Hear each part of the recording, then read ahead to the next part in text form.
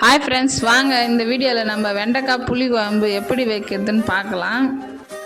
எண்ணெய் ஊற்றிட்டு கடுகு போட்டு வெங்காயம் தக்காளி எல்லாம் போட்டு நல்லா வதக்கிக்குங்க. வெங்காயம் தக்காளி நல்லா வதக்கினதுக்கப்புறம் ஒரு மிக்சி எடுத்து அதில் சிறு சிறுதாக தேங்காயை நல்லா சிறுதாக கட் பண்ணி அதில் கூட மிளகு, சீரகம், சோம்பு எல்லாம் சேர்த்து அரைச்சி எடுத்துக்குங்க. நல்லா பேஸ்ட்டு பதம் வர வரைக்கும் அரைச்சிடுங்க.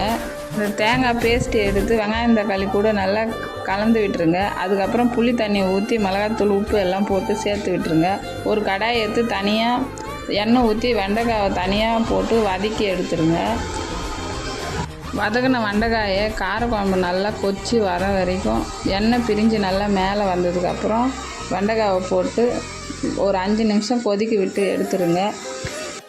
இந்த குழம்பு வந்து சாதத்துக்கு ரொம்பவே டேஸ்ட்டாக இருக்கும். நீங்களும் வீட்டில் ட்ரை பண்ணி பாருங்கள். இந்த வீடியோ பிடிச்சிருந்தா ஒரு லைக் பண்ணுங்கள். பாய்.